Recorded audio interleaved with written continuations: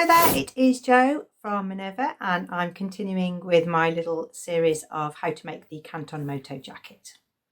If you want to find out about the toile, the fitting, the pattern, all of the materials, then you can go back to episode 1 where you'll find out all of that information. But really today we're just going to crack on with the next part of the pattern. We've made the front and the back pieces, so we've got some of the outer shell together, and now we're going to move on to the next part. We're going to add the zips and the pocket linings to the front. It's quite complex, there's lots of little stages, which is why I have split this and moved it to episode 2. Let's carry on sewing. This is what we're aiming for. So we're aiming to press out that princess seam and also to put in our zips. Inside we have our lining so that we have a pocket. From the wrong side we will have clipped that princess seam and pressed it open, and we will have made the pocket and joined it at the top and the bottom. You can top stitch this. I'm not going to do it because I've got a pleather and I'm liking that sort of natural bouncy movement of the fabric, but you can top stitch the princess seam down the pocket and then sew the other side of the pocket. If you're using a different fabric, it gives a really harmonious finish to the top stitching along the zip. This is my pocket placement and I'm going to be using 2 dots. I'm going to keep saying sew to the dots, sew to the dots, and these dots are 16mm from the edge. On the pattern piece you'll see those dots, and it's from the edge to the centre of the dot. I've obviously had to move my pocket up a little bit because I used the lengthen and shorten line. I've got the pocket placement and the spots that I'm going to use for my sewing line, and I've got the same on the other side. You cannot put this pocket in without those 2 dots because those 2 dots make a harmonious line from the princess seam and to the hem. It shows you how to put the pocket bags, where to sew to the zip stops. So it's all centered around having these 2 spots marked on your fabric. My zips from the top of the zip pull to the stop at the bottom are 6 inches. So I've made sure that that fits exactly into my pocket spot. You can either change the length of your zip by taking some of the teeth out, or you can change your opening. So I've decided to make my opening fit my zip so that I get a really clean finish. If you're using a different fabric like a boucle or a denim, canvas, etc., then you need to put a piece of interfacing on each side of your fabric. That makes it really nice and firm and stable for applying the zip. I'm fine with pleather because I've got plenty of rigidity and the zips go in fine. First of all, we need to mark the fabric. So we're going to draw a line between those 2 important dots. That's going to be our stitching line, and the same on the middle front. We're going to take our zip and right side down we're going to match the end stop with the bottom dot, be really accurate, and do the same with the top dot and the zip pull. I'm just going to check that it's 16mm, and I'm going to take my line so it matches the line I did underneath. I've sewn that on, and then I can flip that so that I can see the zip from the right side. Now I'm going to put the side front onto the other free zip, matching the notches again and just making sure that the tails are nice and flat. My seam line will be 16mm from the edge.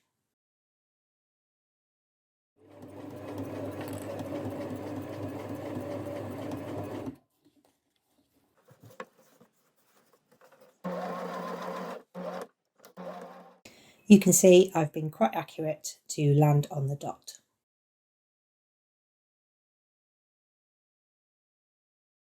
Now that the zip is sewn down both sides, we can look at the lower and upper part of the zip. We need the seam line from the princess seam and the lower hem to continue into the zip seam. So we'll start at the bottom, match up the hems, keep the zip tails out of the way, and then our seam line is 12mm or ½ inch. So I'm going to draw that on so that I can grade from the zip seam, which is 16mm, and the side seam, which is 12mm. At the other end, we're going to keep the zip tails out of the way and blend this seam line from the princess seam to the zip line.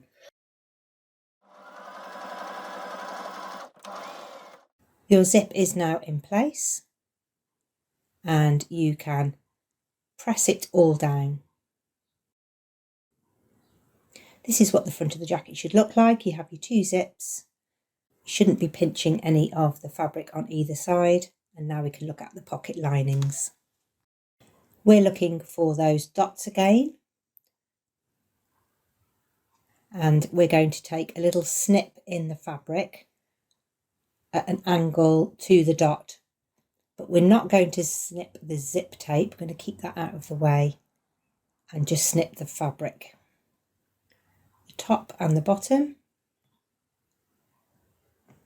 And the same on the other side. Next part's a little bit tricky. You're going to fold the jacket so the right sides are together. You fold it in half so that the zipper tapes are poking up in the air. And then you're just going to fiddle out those 2 little snips that you made, and with the wrong side of that fabric against the zip tape, attach those little triangles. The pattern suggests machine sewing along there, but it's quite tricky to get under the machine, so I'm going to hand sew.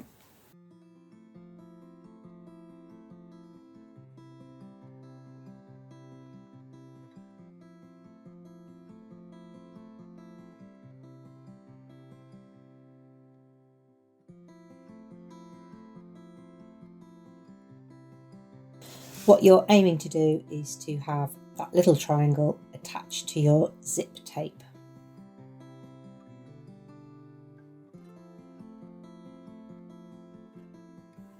From the right side, it holds all of the top of the zip and the seam allowance flat. Alternatively, you can try and get that under your sewing machine if you like.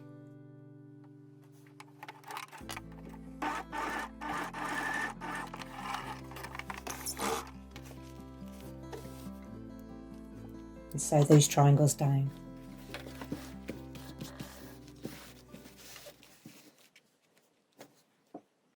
We're aiming now to put the pocket bags in like this. So there are 2 pieces. One is the outer, and you know it's the outer because it's slightly bigger than the inner one. The outer one goes against the side front and the inner one on the middle front. And we're going to attach these to the zip tape. Once again, we'll be needing to know where those spots are, so I'm transferring it to the zip tape. And there are also spots on the outer piece. I've just used a piece of chambray here. You can use your lining, but I just wanted something that you could see easily. So with the right side of the fabric against the wrong side of the zip, line up the notches, those little circles. You'll be really accurate here again. And the raw edges will line up. I'm just going to put that spot back on. That little bit left over there is so that you can sew the seam of the pocket.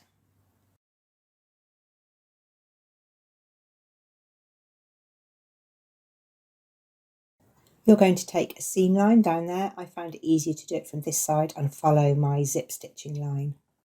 You're going to repeat for the other side, so your pocket bags will be right sides together and that right side touching the wrong side of the zip.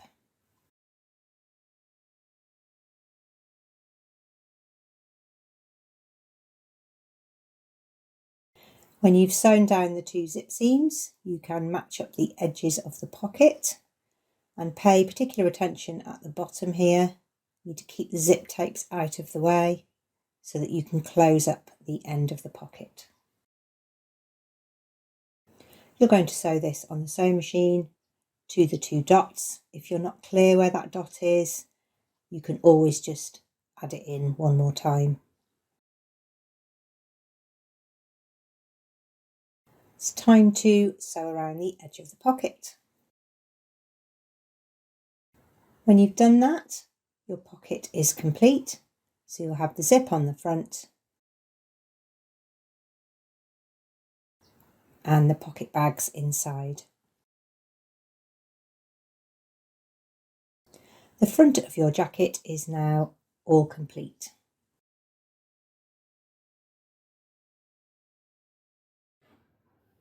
Today, in this second episode, we are also going to be adding the collar. So at the end of today, we should have the outer shell of our jacket. So we should have a collar, all the fronts and the zip pockets complete. Before you put the collar on, you need to match up the shoulders. The shoulder seams are 1/4 inch seam allowance. You need that to be really accurate because your collar will fit the neck hole circumference then really smoothly. If you want to be really accurate, again, you can mark on a seam allowance so that you're definitely getting the measurement you need. The under collar is cut on the cross grain, so it has a little bit of a roll and a stretch, and you need to join that in the middle. So the joined one is the under collar. This has a 1/4 inch seam allowance. I'm going to mark that on because I want my collar to go on really nicely. I'm going to sew down here.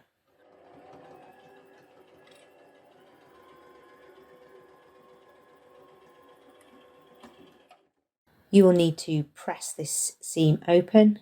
I'm using a clapper with my pleather, but you can just make sure that's really nice and flat. Next, you need the upper collar and put them right sides together, ready to sew. Sort of tempting to do that top line as the collar to roll over, but that's the bottom and the collar is this square flat edge. Once you've sewn around the collar, you'll need to be treating these tips.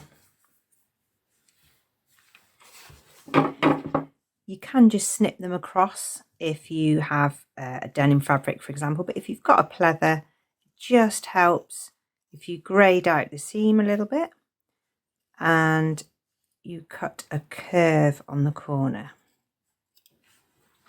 It means there's a little bit more fabric in that very corner, so you're not putting the pleather under any stress, but you can lay it out again if you'd like to.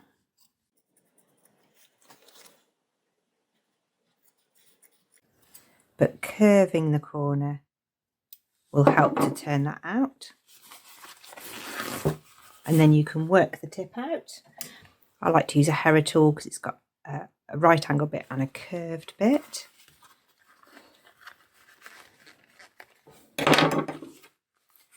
And that is the collar tip.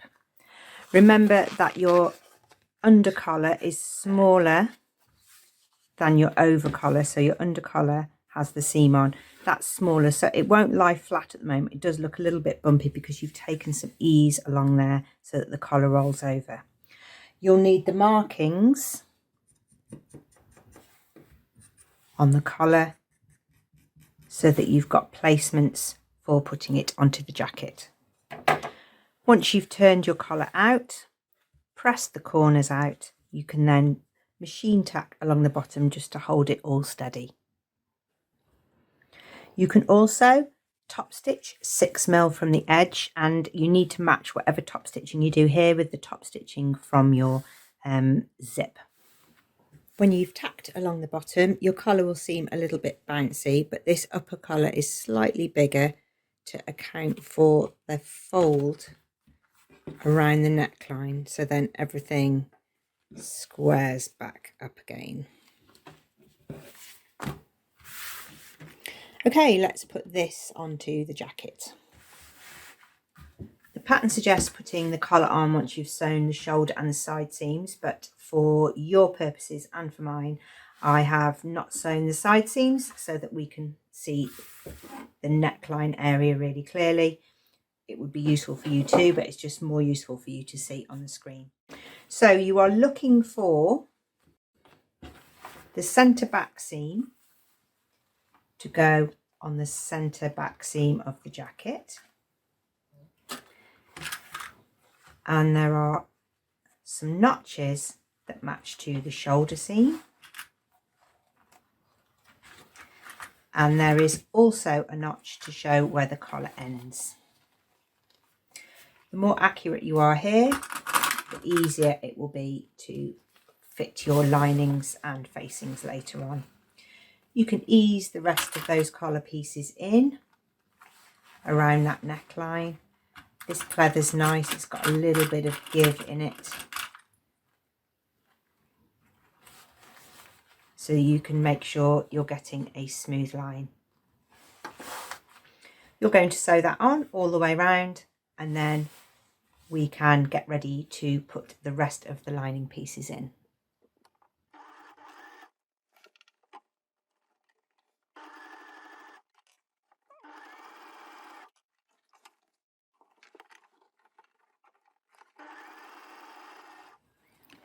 You need to be really careful when you sew this collar on. I'm using my basting line as a bit of a guide, but you've got to be careful. Look, if I just carried on sewing, I'm going to catch a little bit of the front, so you need to keep manoeuvring and releasing, feeling with your fingers that you're only getting the layers that you need.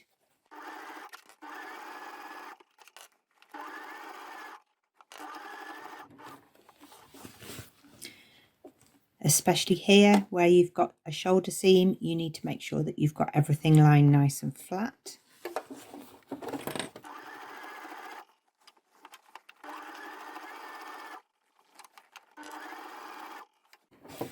Feel it there again, it's getting a little pucker.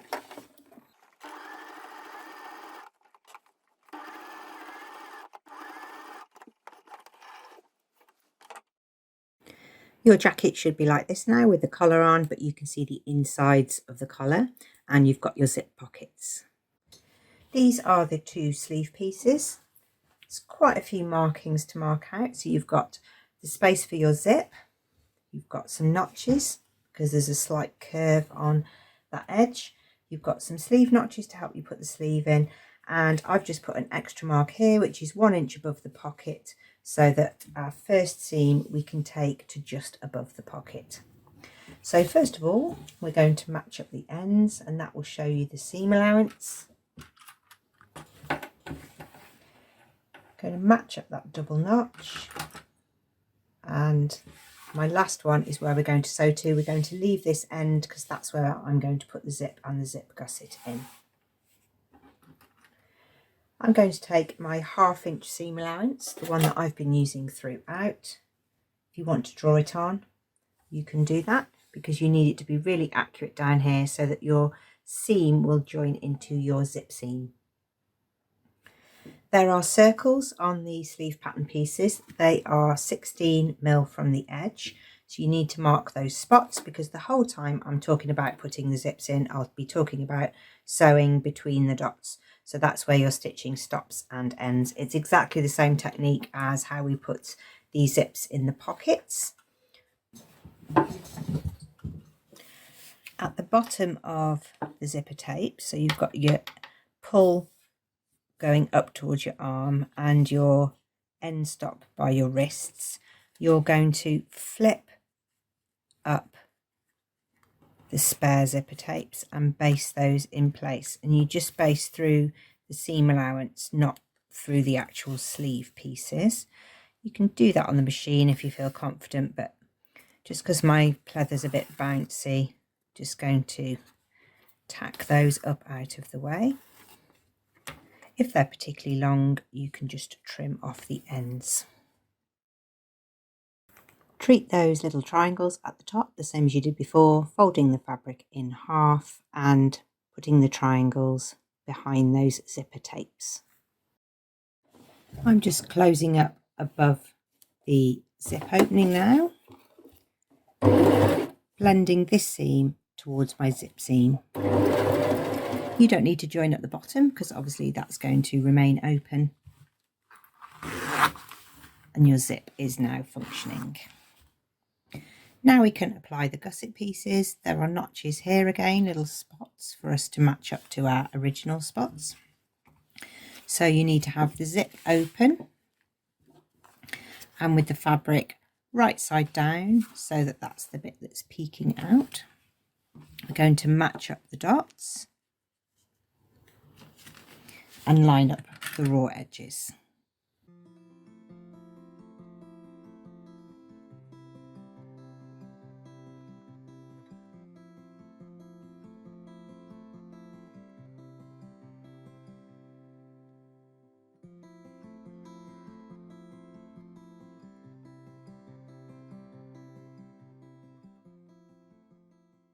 Now, using a zipper foot, we're going to sew from the dot to the other dot, and the same on the other side.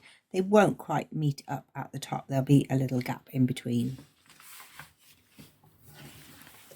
From the right side, we'll have the gusset showing, and when it's zipped up, it doesn't catch inside the zip. You can sew up the other seam. So you've got your top stitch one with the zip in, and then you can sew up your underarm seam, press that open, and then we're going to turn up the hem by 1.5 inches, but we're not going to sew it. You can press this if you've got a fabric that presses. I haven't, so I've just got some clips just holding that steady. So that's the lower sleeve done, the gusset and the zip. And the hems are ready, and now we're going to take a look at inserting the sleeve into our jacket. If you've got a fabric that's not pleather, you can take a row of machine stitching in the top of your sleeve to take in the ease, and you want to get a really nice shoulder cap to your jacket. So on here I've just had to put a row of really tiny gathering stitches, hand stitches, but you can see without it rippling too much, I've just got that little flick up and curve which will give me a great shoulder fit. Before you can put your sleeve in, you need to have sewn up your side seams so that you've got the circular opening to put your sleeve into. Again, you want to take your correct seam allowance here, so that you've got the correct seam allowance at the shoulder and at the underarm, and then the sleeve circumference will fit inside your jacket. You don't really want any excess fabric, especially if you're working with pleather, to try and squeeze into the armhole.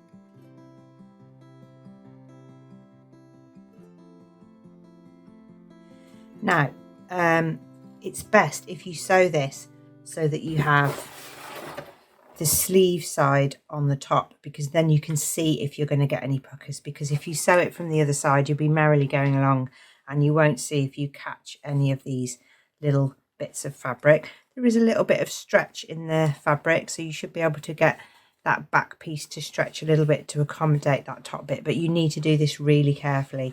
If you think you can't do it with just clips or pins, then you can try and tack it in. You can do it in 2 parts, so you can do the sleeve head first, make sure you haven't got any wrinkles in that, and then you can absorb more ease under the arm, but really you need the most amount of ease on your upper shoulder. I find it useful to use a pair of long nose tweezers so that I can either catch the fabric from underneath that's slipping away, but I can also use them to hold down some of the wrinkles. And what it's tempting to do is to pull those wrinkles away like this, but what you end up doing is just creating one sort of big tsunami that moves along. What you need to do with the tweezers is gradually push it under the foot. So you want to be pushing some of that fabric towards the foot so that it absorbs it. And now I've got this next little hump to deal with.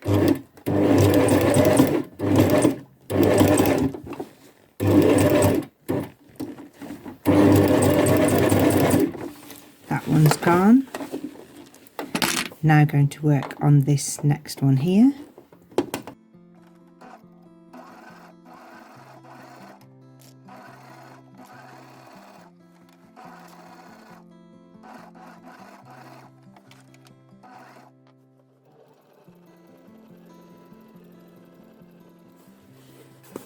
Super pleased with that. I've got plenty of fullness in the sleeve head, but no puckers. That's the nice shoulder seam there. That's got a really nice join at the back. You can see I've got a lot of fullness in there, but no puckers. I'm going to be pressing that over my ham. So you get a really nice sort of proud, structured style jacket shoulder. We're going to put the shoulder pads under here afterwards. And of course, you now need to add your second sleeve. Now it's time to take a look at the shoulder pads. So there are shoulder pads that go into the jacket, and although you might not want the shape of shoulder pads, your jacket might need them. So if you don't put them in, then you'll get, sometimes if you've got a heavy fabric like a pleather, then that will pull down and you'll get lots of wrinkles in your upper sleeve and you won't get such a great shoulder fit. So I'm putting in some ready-made shoulder pads, but if you want to make some smaller shoulder pads, you can follow our tutorial here. It might be that your fabric doesn't need a shoulder pad because it's a lighter fabric, but you might just need a sleeve header, which just stops the shoulder collapsing, and you can find a tutorial for that here. The shoulder pads I've chosen are tailor shoulder pads. They've got a piece of sponging so they'll hold the weight of the pleather, but they've got these really nice sort of quite long tails. So there's a shoulder point marked on them, but you don't necessarily have to use that. This wider part goes in the hollow just above your bust if you've got one. But a good thing to do now is to pin these in place. So you're going to use the seam allowance and you're going to put the widest part at the shoulder end with your shoulder point marked on there. And don't pin it through the jacket, pin it through the seam allowance.